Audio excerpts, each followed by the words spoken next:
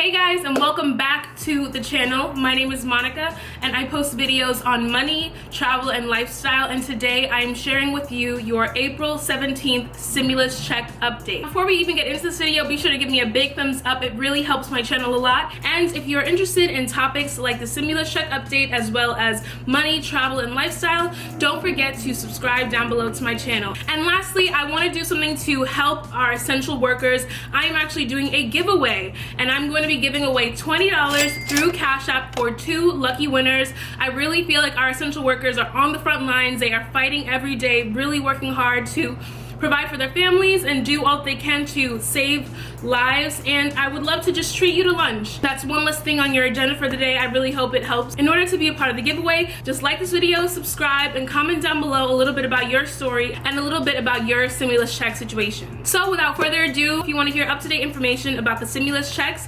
definitely keep on watching. So as we all know by now, the IRS.gov website is garbage. It is horrible. We have 22 million Americans unemployed. The website keeps getting crashed and people keep getting this payment status not available notification. The IRS says it's currently working to resolve the issues that have led to the delay. They also said for those who have not filed a tax return for 2018 or 2019 as of yet, that you should file as soon as possible, and you can in fact include your direct deposit banking information on your return. Senior citizens, Social Security recipients, railroad retirees, and other beneficiaries who typically are not required to file tax returns will not, I repeat, will not need to file one to receive a payment. Now, this deposit that was supposed to be submitted for 80 million Americans on Wednesday was super delayed. So many things have been happening. Most recently, there was a woman in Florida who woke up to millions of dollars in her stimulus account. Deceased people are receiving stimulus payments, and a whole slew of people are getting their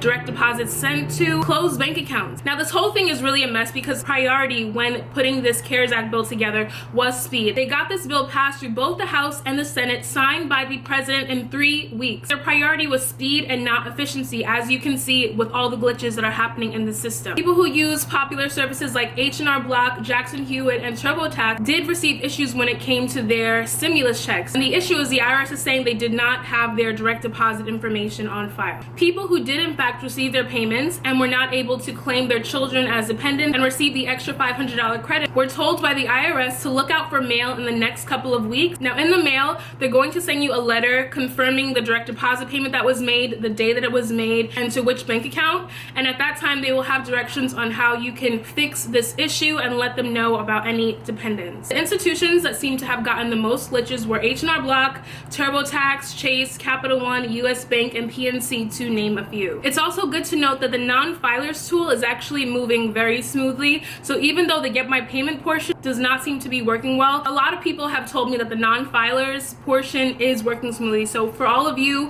who fall under that category, just know there is hope in sight. A lot of people have also been getting their stimulus checks garnished by the bank. If you are overdrawn by $1,000, the banks have been only depositing $200 into your bank account to allot for the $1,000 that was garnished. I see both sides because the bank obviously has fronted you this money, so they are expecting it back, but a lot of Americans are overdrawn. They just do not have it. So this is not the time to be garnishing people's checks. For quite a lot of people, this money is life or death. This is like food on the table or not. So I really hope they're able to get the system together so that people can get the relief that they need. The government has been sending money to the wrong bank accounts. If they in fact did send the money to a closed bank account or to the wrong bank account, the direct deposit will be rejected by the bank and it will be sent back to the IRS. Now, if that happens, you will in fact receive a paper check. They did say that they are going to be moving out the paper checks a lot faster. They are going to be getting the ball rolling with this. They will be sending out paper checks 5 million at a time. So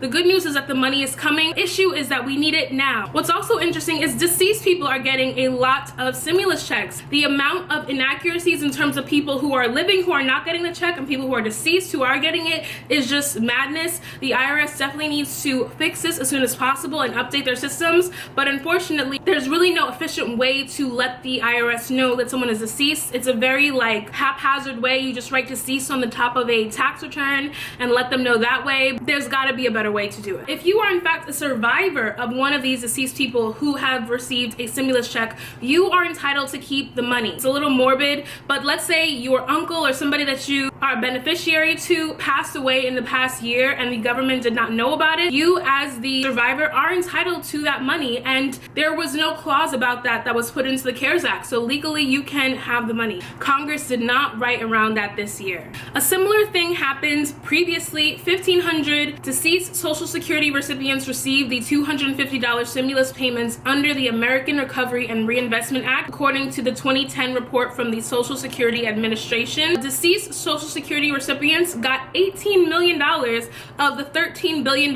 set aside for all Social Security recipients in the Obama-era stimulus package. As I said before, the stimulus's top goal was to provide quick cash to businesses and consumers, and they really were not going for complete precision. Some people will receive money even when they didn't qualify because the expedited processing was their #1 concern. So it goes to show that the speed at which the CARES Act was rolled out came at a cost. There's all of these glitches and mess-ups and problems that are going on with this, and it's because of the speed at which it happened. Now, I'll note it in the cards above. I posted another video on the EMPA, which was an act that was proposed by the House for the $2,000 monthly payments to Americans who qualified for 6 months. I'm looking at that bill again now, and I'm thinking to myself, first of all, it needed a lot of tweaks to make it a good bill. But if they're trying to crank out another bill quickly and not look at how efficient it is, then we're gonna have a mess part 2. I guess the suggestion of having people be paid through Zelle, PayPal, Venmo is not such a horrible idea either way. I know a lot of people were making jokes about it, like, Venmo,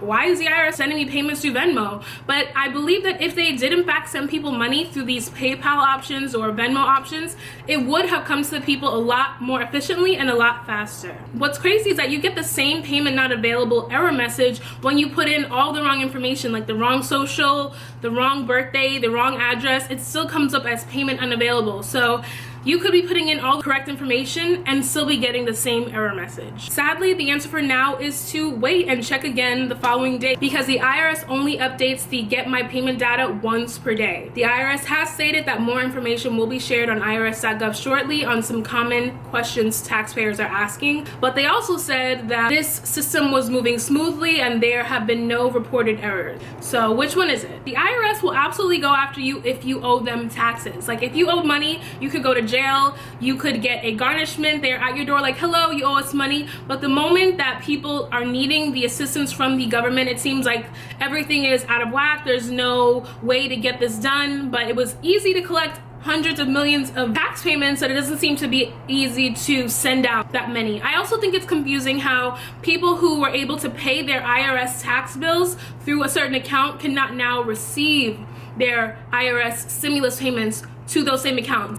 If you are an SSI recipient, there is no need to check the status of your payment. It will come automatically. However you receive your money now is how you will receive your stimulus payment. In terms of all the glitches that are happening with the system, I believe that we should tweet these accounts that I'm going to name right now. News outlets are using social media to get people's voices heard. Calling, the emailing of the IRS has shown to be not effective. They actually shut off their comments on Instagram. You can @your voice at IRS, @US Treasury, @Federal Reserve, @USA Gov, @IRS News, and use the hashtag #StimulusCrash. I think the main issue is having millions and millions of people come to the same website to get the same issues answered. Sound off below in the comments what you think would have been a smarter way for them to do this. Maybe if they created multiple websites so everyone wasn't flooding one website, that would have been a smart idea.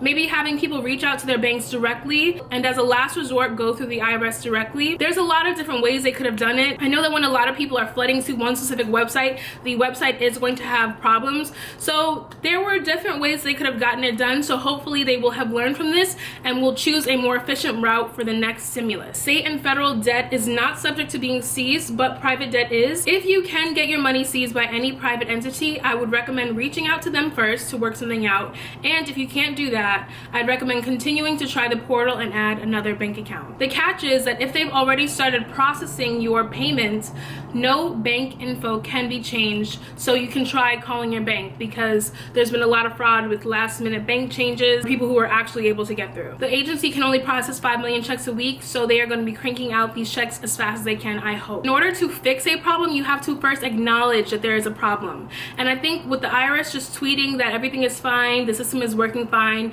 that's the first issue. You need to have someone check out what's going on and figure out a solution to helping Americans feed their families. As of yesterday, they said more than 6.2 million taxpayers successfully received their payment status, and almost 1.1 million taxpayers have successfully provided banking information. There were people who were up with me at 5 a.m. checking the website, and they told me that they were finally able to get through. Many taxpayers reported difficulty accessing the site, especially early in the day, so I would recommend going during off-peak hours. Checking in with the tools multiple times a day will not give you a different result. According to the IRS, data is only updated once per day overnight, so there's no need to check back more than once per day. For some, your refund could have went to a temporary account set up by your taxpayer when your direct deposit is sent there. TurboTax is saying that the IRS has the appropriate banking information for all of its filers, and that any of its customers who are eligible for a stimulus payment and have their refund transferred to a debit card will receive their payment without delays or fees. H&R Block said that they're still waiting for answers from the IRS, but that some people who have used its Emerald debit card will see their stimulus money transferred there. If you filed a paper return in 2019,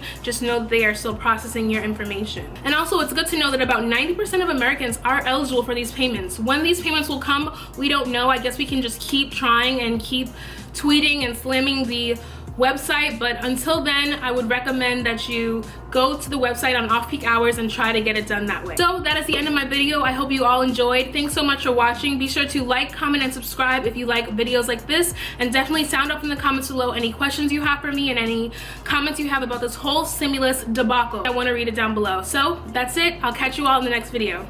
Bye.